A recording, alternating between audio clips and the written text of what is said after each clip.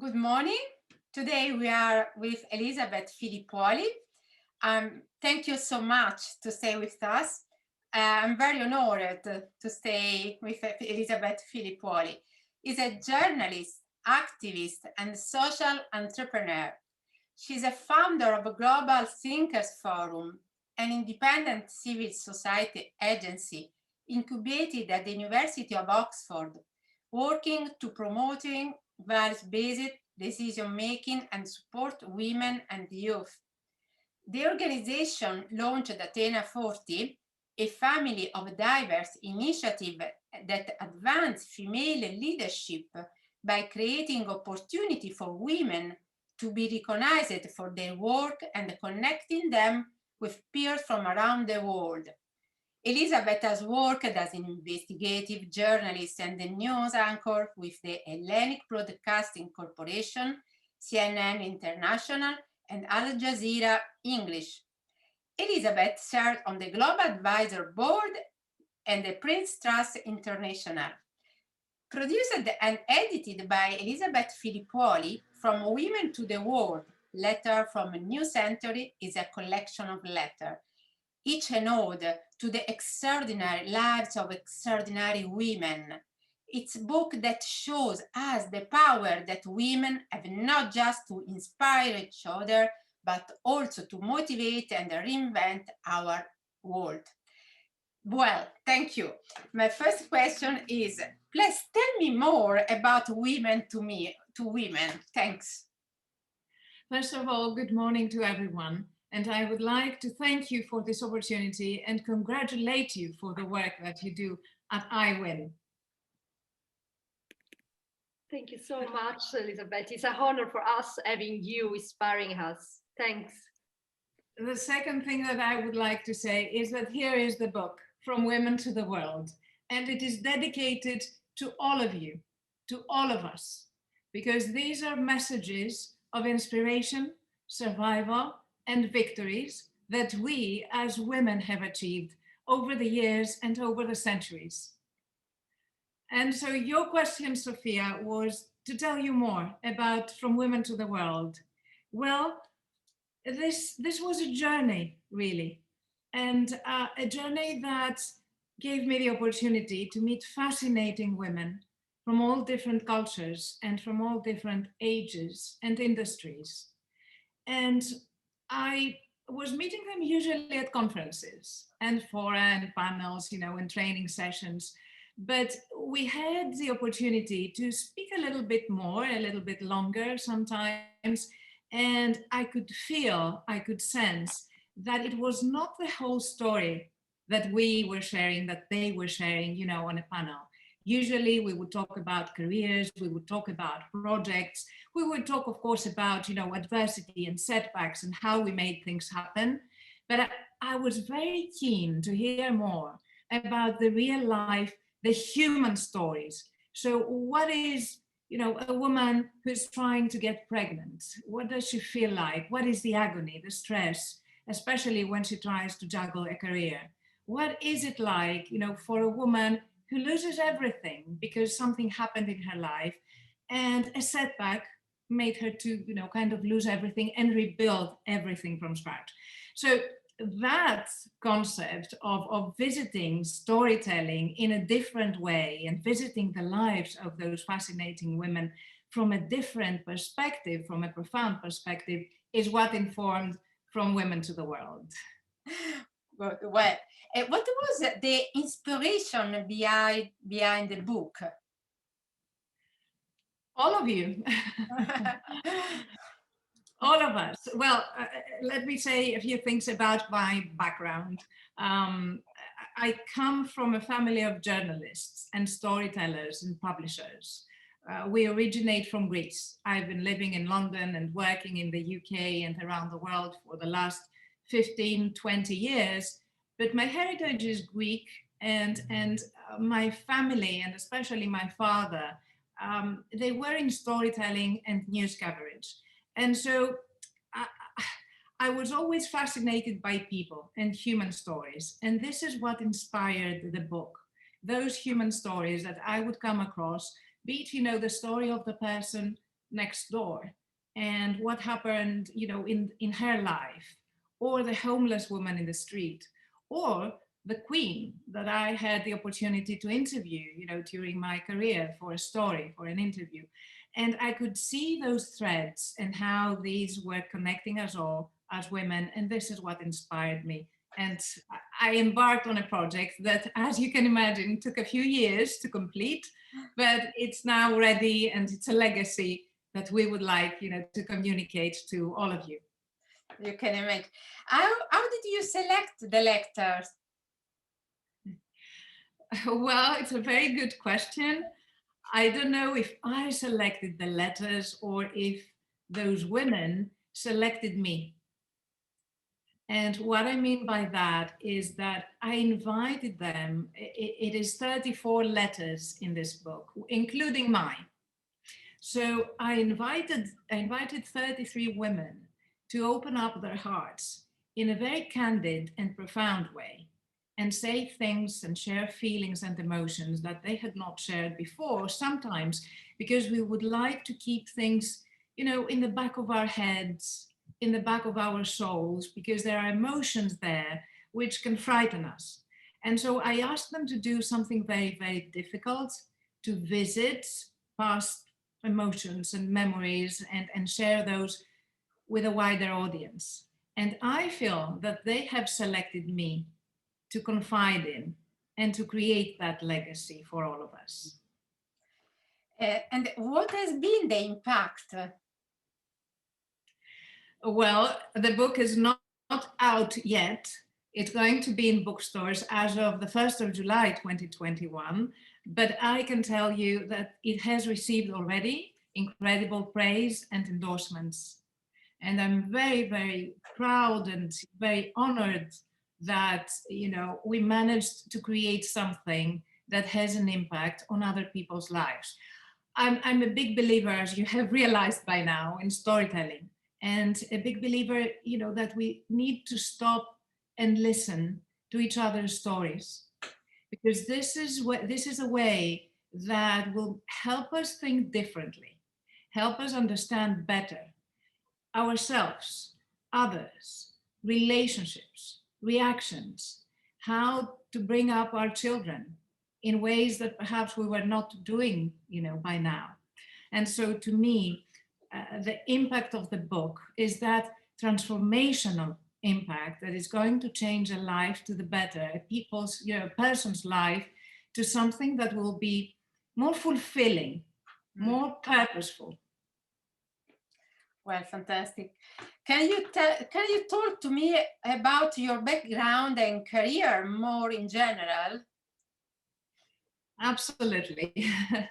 So, because I was coming from a family of well-known journalists, everyone was expecting, as in I'm referring now to my teens, when people ask you what is your favorite profession, what are you going to study, what would you like to do in life, and so people were expecting that I would follow my family's footprint and become a journalist. And I was saying, no, I'm not going to become a journalist. I want to become a diplomat.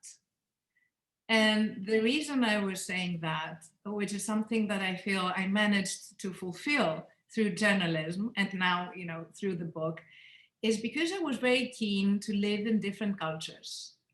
And I was very keen to find ways to bring people together. I believed, always in understanding, in the beauty of diversity, and that there are always things that we can discover about other people's cultures, backgrounds, and faiths, which we do not know about because we do not pay enough attention, not because we mean to be rude, but because we do not have enough time. And so that was the reason why I wanted to become a diplomat, meet new people, discover their cultures, live in their cities and societies and countries from within.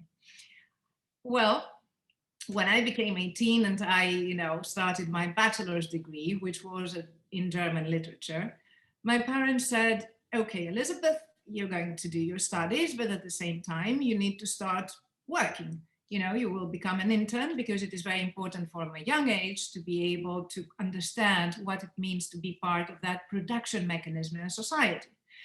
All right, that's fine, I'll do it. And so I started as an intern in one of the, Greek dailies. And because I was speaking 3 languages, they kind of, allocated me to the international affairs department. And that was my first encounter with the international arena. And I was fascinated again with the stories. I discovered that somehow I could, follow my dream to become a diplomat and at the same time discover the world as an investigative journalist if I pursued a career in journalism. And so those people who thought that I would become a journalist and they were sure about that, they were actually right.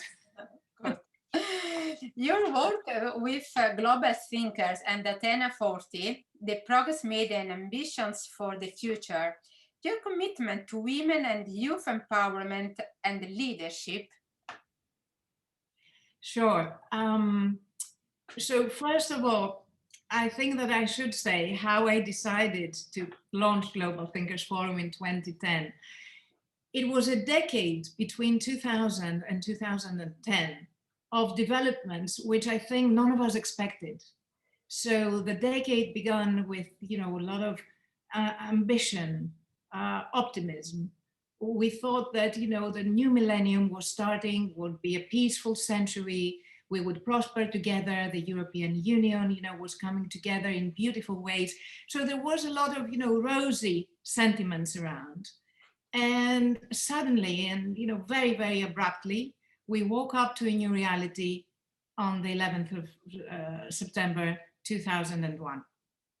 So that was the day that we discovered that our world was much more dangerous than we had expected. And that transformed things. And then one thing was bringing the other. The world was never the same again. And we had financial crisis and we had recession in the US, in the UK, then in Europe. Then the Eurozone nearly went to the brink of collapsing with Greece going down the drain, bankruptcy. Then we had the Arab world and the revolutions in the Arab world. And so all these events, the way that they were happening, but also the way that they have been interconnected, I was very keen to explore what was happening in our societies. I felt that there was something not quite right. And to me, it seemed it was an issue of leadership. So I thought to myself, Elisabeth, you have this career in journalism and you have built those networks of people who are experts, but they are also values-driven leaders. You must be able to do something, to give back to the world in a way which I didn't know, how and what, but I knew that I was able to bring people together. And so I went back to school because I didn't know how to launch an organization. And I went to Oxford. And that was a life transforming year for me because it's there and then in Oxford in 2010, 2011, that Global Thinkers Forum, which later on launched Athena 40, was incubated as an organization that would promote values-based leadership, women's empowerment, and youth development. Who were the people that had impacted on you, and which lesson can you apply to your work now, the people you met?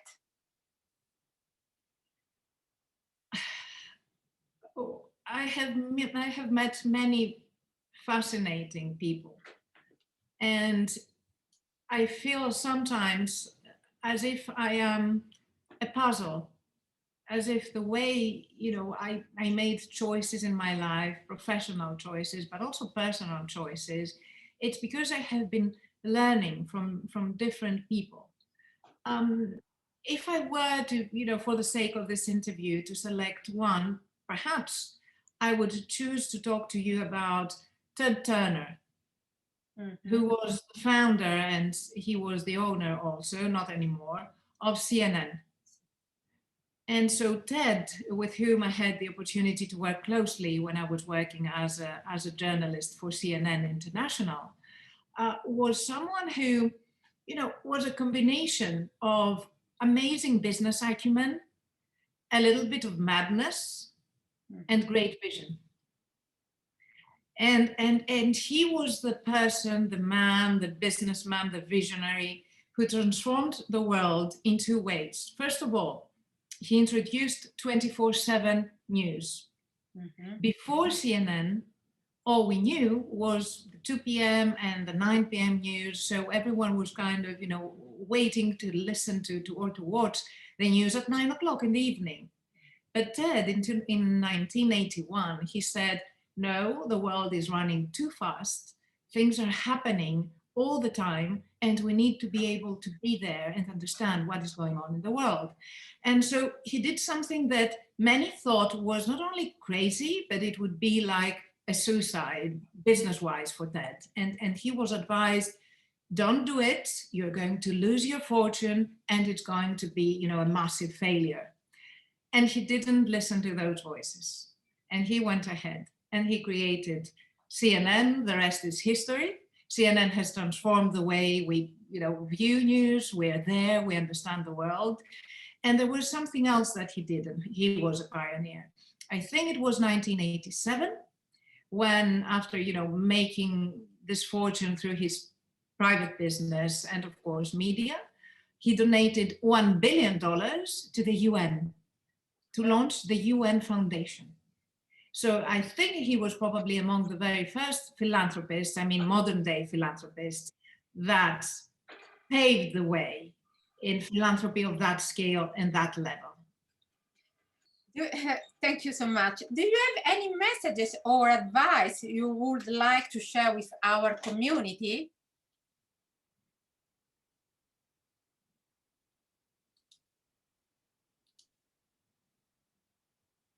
I don't know if you can hear me well. There is some interruption. Oh, sorry. In the audio. The audio Can you now? hear me? I think the question was, what is your message? What do you like to tell us more? It's fascinating to listen to you, by the way, so please tell us more. Thank you. So in general, I'm someone who does not like to give advice. I like to share stories. And I think that when people listen to stories, they get, we get our own thinking, triggered. And this way we start looking at things differently. So if I were to share something that, I have learned is, first of all, try to be as fearless as possible. I don't think that we should allow fear to stop us, to prevent us from doing things, from launching projects, careers, or taking leaps of faith when others say, oh, don't do it, it's the wrong, momentum, or you're going to lose that, you're going to fail. I think we should remember to always keep our ears closed and just listen to our heart, because there's something in our gut, which is called the second brain, that sometimes is much wiser or has its antenna, more sensitive, and it can understand better than our brain. And I think that this is very important. So put your fears aside, because even the most successful, the most accomplished person has self-doubts. It is human. And we always question ourselves. Am I good enough? Have I, been a good daughter or a good mother or a good CEO or a good citizen? And so I think that we need to stop this, and we need to listen to our hearts and think big and go for big projects. Okay, thank you. What a wonderful. In your opinion, what opportunity can the WIN platform offer for young women? What they can do in order to achieve their goals? Well, I think that your platform, iWin, has a tremendous opportunity. First of all, you're bringing women together. Over my travels and my meetings, one thing that I come across all the time is that there is a great need for women to access networks. And sometimes we don't do it either because we lack confidence, That is, one obstacle. Another obstacle could be that we don't know where to start from.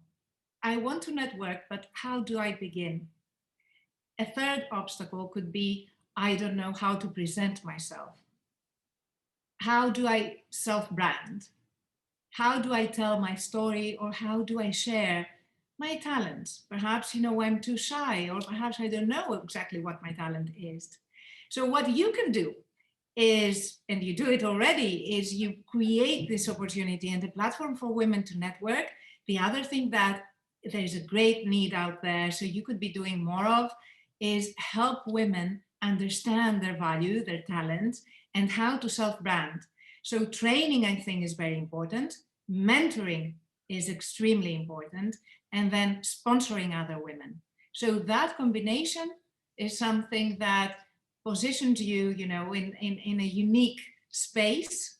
And because the need is endless, there's space for many organizations. And so if we can make partnerships, if we can create, more opportunities to work together, platforms like iWin or Athena 40, Global Thinkers Forum, and many, such platforms out there, we will maximize impact and change the lives of thousands, if not millions, of women.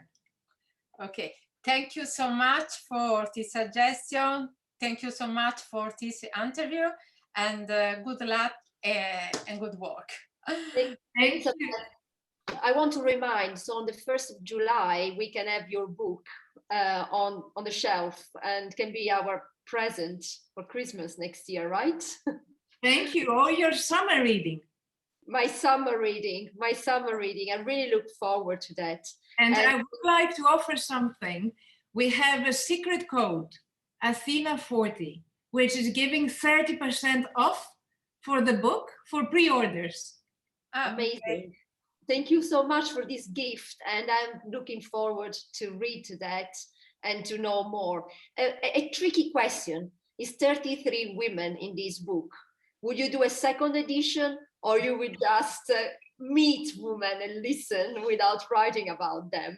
What's your long-term plan, Elisabeth? I think, and this is how I'm opening the book, I'm saying that there are thousands of stories out there which have not been told. I mean, millions of stories really, and may never be told. So let's, learn from those 34 at hand. But yes, there is a plan, and this is something that we would not consider for 2021, but certainly I would love to share more stories of women who are, great achievers. Elisabeth, my wish is that, this year in our meeting will be virtual, but in 2022, the iWin meeting will be residential. And I hope to have you listen to your story and listen to the story of the amazing women that I hope to guest in Italy and to connect, as you said, to empower each other, to sponsor each other, and to self-brand, because we are too shy and not trained for that. I'm so grateful for your time. Thank you so much, Elisabeth. And you, be well, much success. Thank you. Thank you. So, bye-bye. Bye-bye. Bye. Bye.